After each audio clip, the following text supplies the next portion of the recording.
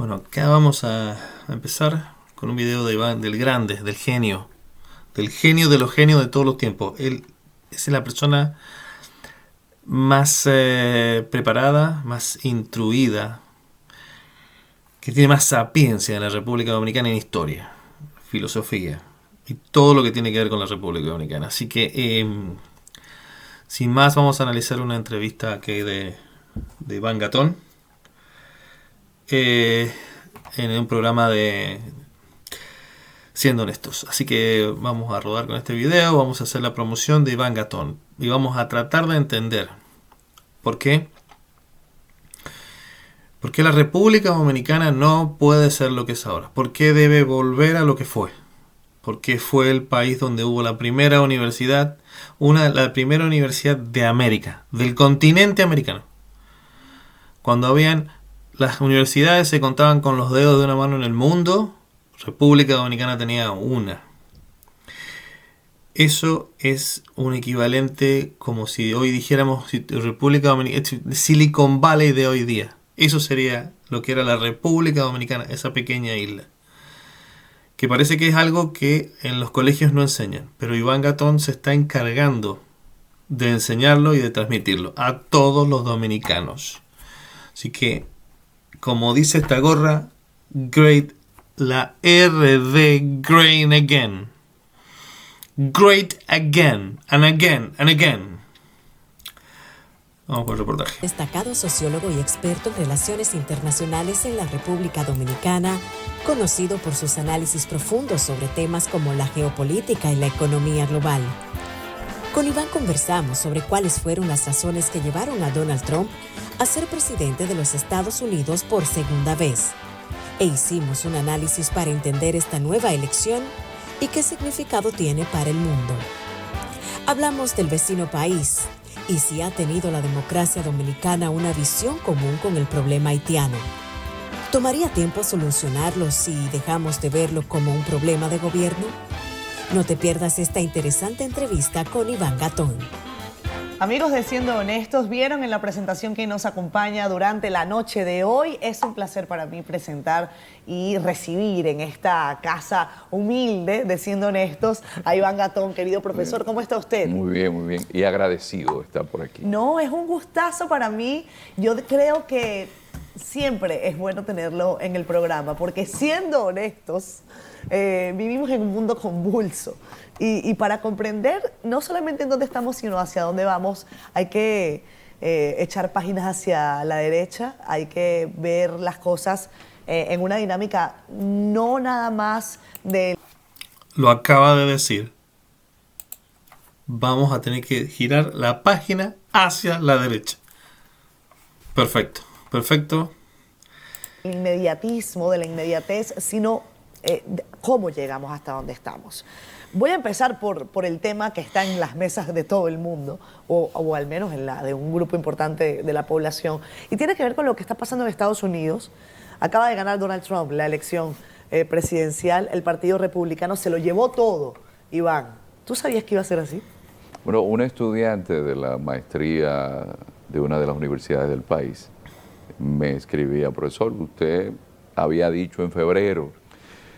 Lo que sucede es que en Estados Unidos, que no es Estados Unidos, Nueva York, tampoco California, hay una base en esos, bueno, lo vimos en los Swinger States, donde hasta los Amish salieron a votar en Pensilvania, que no comulgan con políticas que los demócratas tomaron como centro. Y entonces, ¿qué sucede? Aquí hay un tema de que Trump se da cuenta que tengo un nicho de mercado. ¿Cuál es mi nicho? Mi nicho es la comunidad cristiana protestante. Yo soy un hombre, versión Mesías, posmodernidad, siglo XXI. Mis valores son estos. Por eso, cuando hablamos de la agenda LGTBQ, eso es una guerra civil incruenta en sociedades cuyas bases son cristianas. Trump se da cuenta de esto, pero también hay otro elemento, la economía. Hay que ver cómo la inflación ha ido haciendo que el dinero que el ciudadano estadounidense promedio produce le rinda menos. Por otro lado, Trump ganó en la ocasión anterior por el proceso de desindustrialización que Estados Unidos estaba teniendo. Por ejemplo, Pensilvania es uno de esos estados donde había una gran acerera y ya no existe, está como museo. Y entonces es que estamos en un momento en el cual hay un desplazamiento de las capas tectónicas de un mundo que venía de ser bipolar a un mundo unipolar con Estados Unidos, a un mundo multipolar. Trump, que se da cuenta de que estos elementos están ahí sumados a otro, que no podemos perder de vista, que nos explica ese ir y venir de la especie humana, la demografía. Los blancos están siendo menos. Por eso el supremacismo blanco. La población hispana, ¿cuánto es? Usted en Estados Unidos se puede mover por cualquier lugar y usted lo hace hablando español. Pero aparte de eso, hemos notado cuánto ha aumentado la comunidad asiática. Y cuando hablo de asiática, no es solamente de la China, sino también de la India. Por el otro lado, la sociedad estadounidense, que es lo que plantea el gran intelectual Emmanuel Todd, tiene un problema de base, y es que hay una especie de guerra interna por la gente que muere por sobredosis. Por sobredosis murió en Estados Unidos el año pasado un total de 106.500 personas. ¿Cuántas personas murieron en la guerra de Vietnam? 60.000.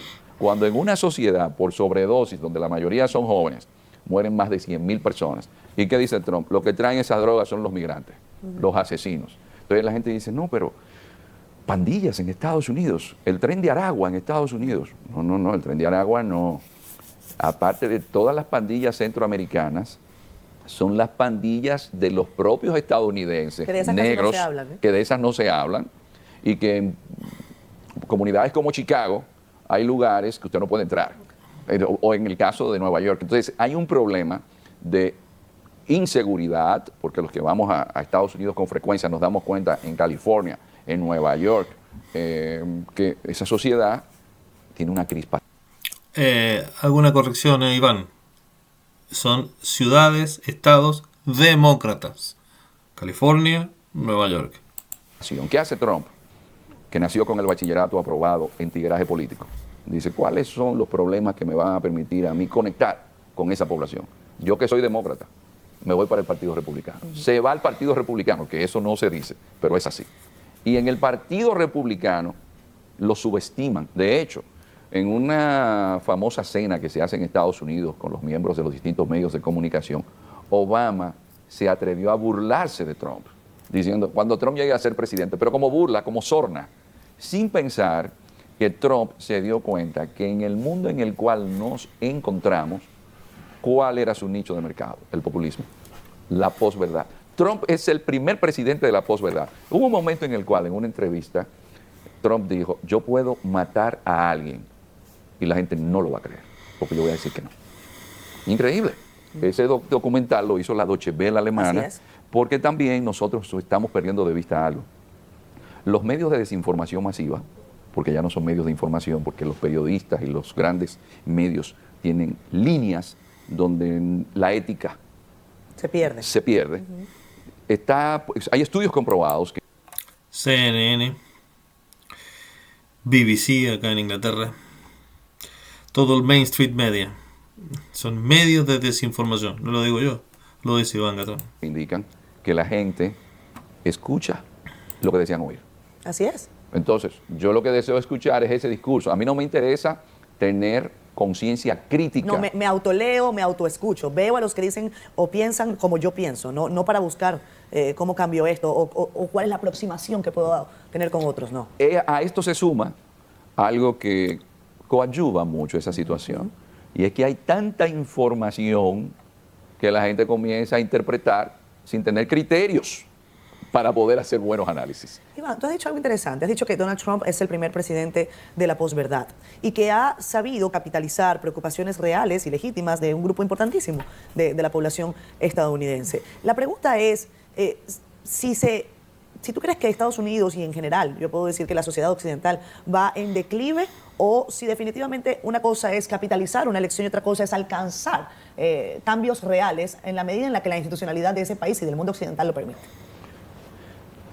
Algo que me sorprendió un amigo, director de medios, es que me dice, mire profesor, porque le fui a llevar el último libro en el cual sale un ensayo nuestro en España, el último libro del coronel Pedro Baños, que se titula Geohispanidad. Y me profesor, mire, la inteligencia artificial aquí dice que usted como geopolítico, habla de un mundo post-occidental. Y es que estamos en un mundo post-occidental. ¿Qué nos ayuda a darnos cuenta de que estamos en un mundo post-occidental? Bueno, primero la demografía. La demografía es el futuro. Entonces el mundo occidental ha tenido un declive demográfico, pero aparte de eso, ¿qué fue lo que permitió? Porque usted puede tener poca demografía, pero tener el monopolio de la violencia, que es lo que ha tenido el mundo occidental, que lo explicaba muy bien Toynbee, y luego Arnold Toynbee, el gran historiador británico, lo explicaba muy bien también Samuel Huntington. Usted, si tiene el monopolio de la violencia con mejores armas, usted domina. Y eso es lo que Occidente hizo a partir del siglo XVI. Así es. Siempre las grandes civilizaciones han estado donde, las mismas que estamos viendo en los BRICS. China, India, se inventaron la moda de andar a pie. Se inventaron todo lo que nosotros utilizamos. Ahora, el desarrollo de la ciencia lo hace el mundo occidental, pero es a partir del siglo XVI, con las navegaciones de altura y con un elemento que no tenía el mundo oriental. No tenían detrás un cristianismo que necesitaba ser proselitista y tener seguidores. Esos ciclos hegemónicos de Occidente, parece, como lo dicen grandes intelectuales, incluyendo la filósofa y para mí una de las mujeres más brillantes y lúcidas que tiene el mundo contemporáneo, Amelia Valcárcer, que es una gran intelectual española. ¿Qué sucedió? Esos mundos tienen algo que explica el exdirector del Instituto de Geopolítica Elcano, don Emilio Lamo de Espinosa, en un libro que se titula Águilas y Dragones. Por primera vez en 500 años tenemos dos elementos que son una encrucijada. Divergencia demográfica, pero convergencia tecnológica. Los chinos ahora tienen tecnología 5G. Así es. La India, los que están en Silicon Valley, el que dirige Google es de la India. Esta gente está dedicada ¿a qué? A lo que siempre hicieron, las matemáticas, tienen una mayor disciplina. Las principales universidades de Estados Unidos, los Están principales llenas. estudiantes son asiáticos, son de la India, son chinos algunos de ellos. Ahora, ¿en qué está buena parte de la mayoría de la población de esa juventud del mundo occidental? Hay un problema grave en el mundo occidental que no estamos viendo. Yo me sorprendo cuando veo que la segunda mayor causa de muerte en un país como España, desde la adolescencia hasta los 19 años, es el suicidio. Entonces, ¿qué está pasando? Bueno, el nihilismo, del latín nihil, nada, ese vacío existencial, drogas, eso lo explica Emmanuel Todd también. Es decir, hay un declive porque esos muchachos de nuestros países, ¿quién es el influencer? Ahí estaban haciendo un análisis, un gran geopolitólogo, y decía, pero ¿cómo es posible que Donald Trump tenga que invitar a Kim Kardashian a la Casa Blanca? Pero es que Kim Kardashian tiene más seguidores que cualquier científico. Pero fíjate que esa teoría, y lo vamos a hablar en la próxima parte porque tengo que irme a una pausa, la teoría de la influencia de estos influencers no necesariamente estuvo relacionada a la victoria de Trump, por ejemplo, en Estados Unidos. Hollywood en su totalidad respaldó a Kamala Harris con todo ese montonazo de seguidores, ese montón de influencia, si se quiere llamar así, y aún así Trump gana, no solamente en los colegios electorales, sino también gana el voto popular. Así que hablemos de esa influencia. Te corrijo, Catherine. La gente ya no mira más películas y no mira televisión. Así que eso de que está en influencia, las películas que eran como antes, que todos mirábamos, las películas, ¿te acordás tal escena? Y Rambo, y Rocky, no sé qué, y la película de amor. Bueno, eso ya no es más así. Ya la gente no mira más películas porque está cansada de ver las porquerías que hacen en Hollywood. Que es como extraña y que podría estarse reescribiendo en los próximos meses, por no decir días, porque este mundo avanza así de rápido, como va a ser rápido la cosa. Y aún así no gana la señora Harris el voto popular. Aquí hay un asunto del voto duro, Sí. que es el caso de Trump. Cuando yo hago la analogía de los influencers es porque a la mayoría de nuestros jóvenes en el mundo occidental los están influenciando personas con una ecología del pensamiento cuyo vocabulario no excede las 200 palabras, lo cual implica una limitación muy grande para poder ser competitivos en un mundo tecnológico que requiere de conocimientos de filosofía, en un mundo tecnológico que requiere conocimientos de ciencias exactas, como matemáticas, como física. Pero ¿qué sucede? Que ante todos esos influencers que estaban por ahí, y usted quiere un mayor influencer que Trump, you are fired. That's it. Sí. Es subestimar a un hombre que viene de los medios y que lo vemos un día en un escenario de lucha libre, que le dan un body slam. Es decir, yo creo que fue una subestimación de una figura que es lo que Aristóteles llamaba el son politikon, el animal político. sin importar la presión recibida después de haber salido de la presidencia y los juicios, lo cual hubiese llevado a cualquier persona, a un psiquiatra, a un psicólogo, ese señor se mantuvo impertérrito. Y cuando le hacen la foto, porque está fichado, toma esa foto y hace dinero de esa foto con la ficha. Es decir, es un animal político. Y cuando le dan un tiro que le roza la oreja, el primer estímulo es levantarse, poner la mano arriba y sacar una foto que yo creo que va a ganar el Pulitzer. Aquí lo importante también es poder acotar lo siguiente. El tiro que iba para Trump mató a los demócratas, porque ese tiro es el que hace que Trump entonces diga: yo soy un elegido, miren, yo me salvé, eso fue Dios que me puso a mí aquí. Iván, tú que has estudiado a la humanidad por siglos, en el momento en el que estamos, quizás es una pregunta simple para una respuesta compleja, ¿debe la sociedad estar atemorizada por el camino al que vamos avanzando? Quizás viéndolo desde nuestro país, que tenemos otros problemas, sea demasiado pretencioso querer evaluar qué pasa en Estados Unidos, pero dicen que si en Estados Unidos hay una gripe, aquí tenemos neumonía. Entonces quizás sea bueno pensar, ¿hay razones para estar temeroso del futuro de Estados Unidos y por lo tanto de lo que conocemos como mundo occidental también en República Dominicana? Yo creo que lo principal es darnos cuenta que la sociedad americana está dividida. No vimos a rivales políticos, sino a enemigos políticos, y eso es muy peligroso. Además, en el mundo occidental uno dice, pero ¿qué es lo que manda a final del camino? Dicta la economía.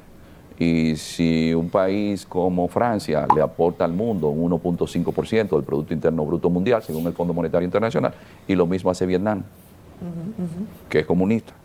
Si un país como China aporta el 17%, y los ingleses que le ocuparon Hong Kong y se lo devolvieron a finales del siglo XX, en 1997, Inglaterra ahora le aporta un 1.5%, eso lo aporta Bangladesh. India, que también dependía de Inglaterra, aporta un 9% a la economía mundial, de un 8 o 9. ¿Qué indica esto? Que hay un desplazamiento, porque Indonesia ahora le está aportando al mundo lo mismo que aporta Inglaterra, por no decir que Italia está endeudado, por no decir que el G7 que nosotros vemos ahí no es el que está aportando todo. Nada más hay que ver el caso de Alemania, la situación política en la que se encuentra en la actualidad y económica, que hay empresas alemanas como la más grande, BASF, que han tenido que salir de Alemania porque no son competitivos por el precio de la energía. Entonces, tenemos las señales. El mundo occidental, económicamente, está dejando de incidir, pero demográficamente se está disminuyendo, y la sustitución demográfica, ahí viene la gran paradoja que sucedió hace 500 años, la batalla del Lepanto, donde estaba Cervantes, que fue con Felipe II y su hermano Juan de Austria, que se detienen a los musulmanes. La sustitución demográfica es con musulmanes, y hay lugares en Europa donde se está aplicando la Sharia. Y usted dice, ¿y qué es lo que está pasando? No, es que tienen que preocuparse porque en el estado de Michigan, los musulmanes demócratas dejaron de votar por el conflicto en Gaza y en el Líbano. Es demografía ligada. Aquí aclaro que uno de los problemas que Iván no nombra, que yo quiero nombrar, es el problema de los nacimientos en la República Dominicana. El problema de la demografía de Iván, que comenta Iván, se está dando en la República Dominicana también. Porque cuando dicen que las parturientas son haitianas, es porque las parturientas dominicanas son muchísimo menos. Y se nota cada vez más que hay menos niños dominicanos y hay muchos más niños haitianos. Por demografía, la República Dominicana ya tiene un problema. No se sabe por qué, no quieren tener hijos. Es muy común en la República Dominicana ver hombres solteros y mujeres solteras viviendo en habitaciones o en cuartos o en piezas, o a lo sumo teniendo un hijo, a lo sumo. ¿Es reversible o no? Porque quienes apuestan por un cambio demográfico, por ejemplo, con el tema de las migraciones, hay que sacar a todos estos inmigrantes de Estados Unidos, por ejemplo. ¿Es reversible también en Europa o el asunto está hecho? Bueno, aleacta es, como decían los latinos, aleacta es decir, usted tiene 290 millones de personas moviéndose alrededor del mundo. Y solamente hay que ver que hay gente, yo he estado en la zona de Marruecos, viendo gente que vienen de caminar 5 y 6 meses para llegar a Ceuta y Melilla a ver si llegan a Europa. Pero es que aquí viene un tema. Y tienes a venezolanos cruzando el Darién para llegar a Estados Unidos, atravesando toda Centroamérica con todos sus problemas.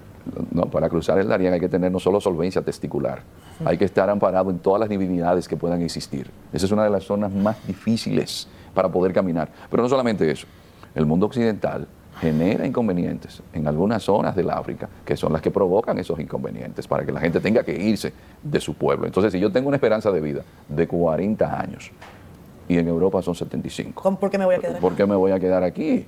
Entonces, o sea, la respuesta está allí. No, y también el tema, pero yo solamente te vendo materias primas. Pero ahora se suma un elemento que es, aunque no se quiera creer en él, el del cambio climático o la gravedad que existe en la situación climática del mundo. Mucha de esa migración que se fue a Estados Unidos de Centroamérica fueron los huracanes. ¿Por qué? Porque usted como campesino, llegó un huracán, le acabó con la cosecha, usted endeudado, le acabó con la casa. Mire, hay algo para mí fundamental, y usted hablaba de que uno se pone a ver, en mi caso intento ver, porque Goethe me asustó, siendo yo muchacho en Sabana Grande de Boyá, leyendo, que decía, el que no tiene una idea de 1000 años de historias, anda a oscuras en el mundo.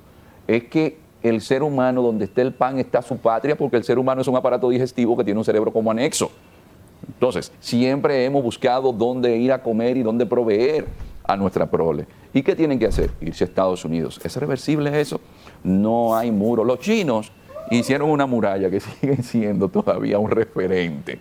Y los mongoles la cruzaron, que hubo otros elementos, pero sí, el ser humano sigue migrando, se va, pero hay un tráfico de migrantes. Cuando yo hablo de relaciones internacionales y le digo a la gente, mire, hay que pensar geopolíticamente. Pero pensar geopolíticamente implica economía, implica historia, implica religión, implica sociología. Ustedes habían pensado en un elemento importante, yo le digo siempre a los estudiantes, para conocer el mundo y que tiene que ver con el tráfico de migrantes. De República Dominicana se van a Colombia y de Colombia se van a España. Eso es una red ¿de qué? De la transnacional del crimen. El crimen organizado engrasa la economía mundial con más de 400.000 millones de dólares y un apéndice, aparte del narcotráfico, es el tráfico de personas. Iván, has dicho una frase que me parece brillante para comprender los movimientos humanos. Que somos un estómago con un cerebro... somos un aparato digestivo con un cerebro como anexo. Exactamente, aparato digestivo con un cerebro como anexo.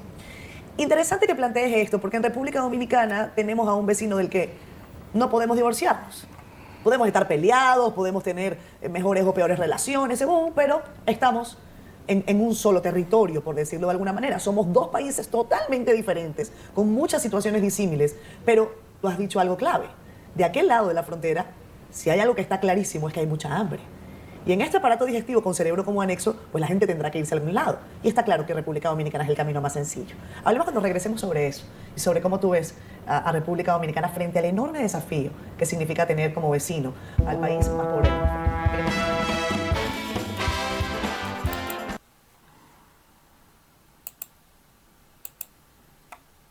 Aquella crisis parece no tener fondo. ¿Tiene fondo? ¿Cuál es el futuro de Haití? Yo creo que la mejor imagen sobre Haití la vio quien para mí es uno de los más grandes intelectuales que ha tenido la República Dominicana, don Manuel Arturo Peñavalle. De hecho, yo creo que algo que debemos reconocer es que la dictadura tenía muy claro que esa espada de Damocles de República Dominicana, como se lo explica Manuel Arturo Peñavalle a don Jorge Mañax, que era el canciller de Cuba en aquella época, y le decía, mire, es que el problema para la República Dominicana va a ser Haití. Mucha gente no lo quería creer, pero solamente hay que ver la densidad demográfica haitiana, sumado esto a la depredación de los recursos naturales. ¿Cómo puede la gente producir comida? Las grandes civilizaciones florecen. Corrijo, o sea, no es que corrijo, aclaro.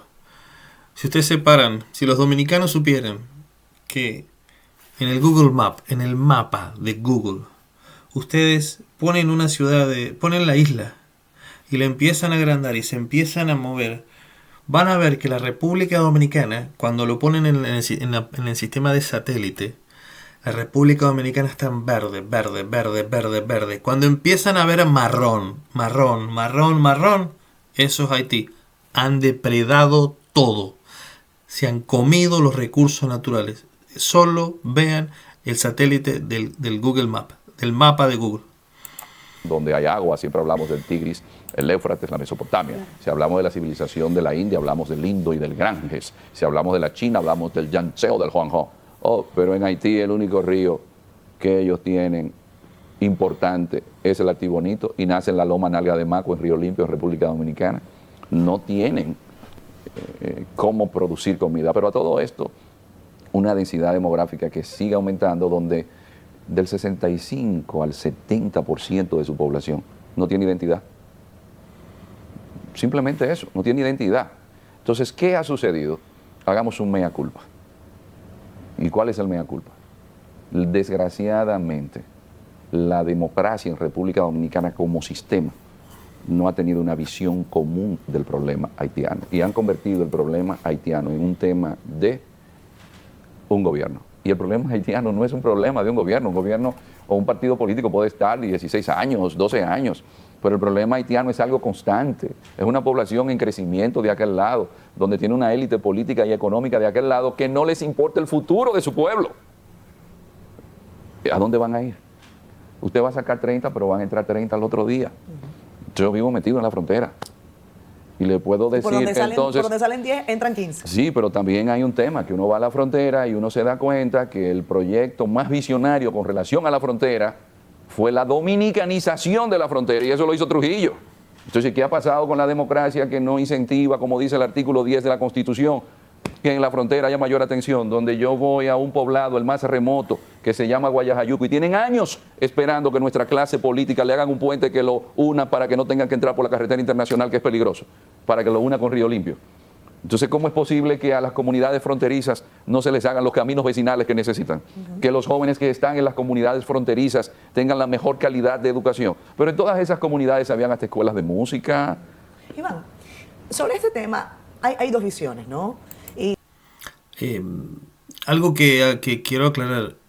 El primer socio comercial de la República Dominicana no es Estados Unidos, es Haití. O sea, el que tienen enfrente, a ver, ¿cómo hay que explicarle a un dominicano que el que tienen enfrente, que es el rico, el que tiene todos los dólares, el que tiene todo para comprarlo, el cliente perfecto, tienen el cliente perfecto, y República Dominicana elige comerciar con el cliente más pobre del planeta? Y creo que me digan en qué cabeza cabe que los dominicanos comercien con el más pobre del planeta y con el país más conflictivo, violento del planeta, teniendo los Estados Unidos a pocas millas. A los Estados Unidos a pocas millas. ¿Cómo será que Donald Trump no ha invitado a la Asunción a Abinader? No lo ha invitado. Pero Abinader, por favor, hermano, deberías ponerte de rodillas, deberías decir, ¿qué quieres hacer? ¿Qué quieres que te haga? ¿Qué te damos, loco? Déjame entrar, déjame venderte, no sé, banana, café, déjame... Algo. No, le venden a Haití. Primer socio comercial de la República Dominicana. Y hay una visión que considera que hay una agenda mundial o una agenda internacional de países poderosos que buscan unificar la isla. Eso es una clave cuando uno escucha algunas posiciones de dirigentes que son calificados, a mí no me gusta llamarlos así como ultranacionalistas, a mí no me gusta necesariamente ponerles sus calificativos. Y hay otros que consideran que no es cierto, que ha sido sinvergüenzura de un gobierno u otro, que han hecho negocios y que se lucran de la situación de crisis en Haití para de una manera u otra mantener en República Dominicana ciertos estándares, etcétera, de negocio, en fin. ¿Tú crees que hay alguna agenda? O sea, ¿tú crees que hay un objetivo? Más allá de si crees o no, de si hay fundamento técnico y teórico para pensar que esa es un objetivo de países poderosos, convertir a República Dominicana y Haití en la misma cosa. Mis conclusiones yo las hago de mis experiencias en Haití, estando en Haití y en República Dominicana. Sí. Y hablando con gente que han sido embajadores en República Dominicana. Cuando yo me di cuenta de que se estaba haciendo un relato en contra de República Dominicana, cuando estudiaba en España, que me encuentro casi una página completa del periódico El País, donde hay un relato de nosotros como racistas, como anti-haitianos, pero aquí la alerta. Ahora es que estamos hablando de eso, pero eso hace 20 años. ¿Por qué República Dominicana no hicimos una labor de que el relato que se estaba vendiendo, que ya se estaba sedimentando, no siguiera? Porque vemos el problema haitiano como un problema de un gobierno. Y los partidos políticos, en vez de tener desde el más grande hasta el más chiquito una política cohesionada con el tema haitiano, cada uno lo toma para su beneficio político. Entonces, el otro elemento que a mí incluso me dio miedo es que en una ocasión un embajador de un país muy importante me dice: profesor, yo quiero que de las charlas que usted da, me dé una charla junto con otros embajadores. Y cada uno de ellos me dio su queja de que habían dado dinero a Haití, pero habían hecho vudú con el dinero que ellos habían dado. Había desaparecido. Entonces hay un desahucio de parte de la comunidad internacional con relación a Haití, que no necesariamente tiene que ser un plan. Es que se cansaron de dar dinero y que ese dinero no llegue. Es que se cansaron de ver a gente que se mete en política, porque en Haití no hay partidos políticos. Hay gente que se mete en política. Que se mete en política y se cansaron de ver que esta gente llega y cuando llega se corrompe. ¿Y qué dicen? No lo dejo. Pero lo más natural es que si del otro lado no estamos fomentando que los muchachos nuestros se queden en la frontera porque le damos oportunidades de empleo, ¿quién va a ir ocupando? Que aquí en Santo Domingo las oportunidades de empleo sean lo suficientemente remuneradas si no creamos las condiciones de tener políticas migratorias claras. Simplemente ser honestos y decir, ¿cuántas personas necesitamos para este sector? Pues nada, que vengan, pero es una migración regulada. Pero tienen que ponerse de acuerdo sus élites políticas y económicas. ¿Por qué el futuro del país? Y a mí eso sí me preocupa, porque a la comunidad internacional le va bien con que nosotros sigamos aquí desorientados, alándonos las greñas unos a otros y con unos discursos que parecemos que somos más enemigos del problema haitiano, porque lo estamos tomando como una lanza en contra de mi adversario político interno. No porque realmente el tema haitiano sea la preocupación, claro. Porque si el tema haitiano fuese la real motivación que moviera, no debería existir entre los dominicanos división, sino cohesión. ¿Por qué? Porque Haití está demostrado que no tiene quien lo enrumbe y que esa desgracia del pueblo haitiano, si nosotros no estamos unidos, ese país que es la República Dominicana, que como muy bien lo vemos en el libro Colapso de George Diamond, donde Diamond dice, ¿cuál es la diferencia entre Duvalier y Trujillo? Que Trujillo era gerente y Duvalier no. Y entonces, si nosotros, como dice Diamond, que nos incluye en colapso, no tomamos en consideración como pueblo que debemos estar unidos y dejar esas diferencias, que si nacionalista, que si ultranacionalista, no, es un problema de sobrevivencia de la República Dominicana. Y entonces debemos tener una política clara ante un tema como el haitiano, Catherine, donde me dice un pastor que tuvieron que venir para acá. ¿Por qué? Porque fueron unos pandilleros, entraron a la iglesia y violaron a las mujeres de ellos que estaban en la iglesia. Es un país que su propia élite política financia pandillas. Entonces, ¿a quién le va a caer ese problema? A nosotros. Entonces, no importa el muro que hagamos. Más allá de todo, es lograr un consenso en la comunidad política y económica dominicana y decir cuál es el plan, no a 4 años, sino a 50 años. Vámonos a pausa, venimos ya, siendo honestos. Al regreso, ¿seguirán las guerras en estos días? Ucrania, Rusia, que algunos lo llaman guerra, a mí me gusta llamarla invasión, pero Iván Atón también tiene su perspectiva muy interesante, no se la pierdan, ya venimos. Siendo honestos, estamos casi llegando a Navidad. La gente está pensando en ponche, la gente está pensando en cómo celebra con su... Bueno, acá vamos a adelantar un poco.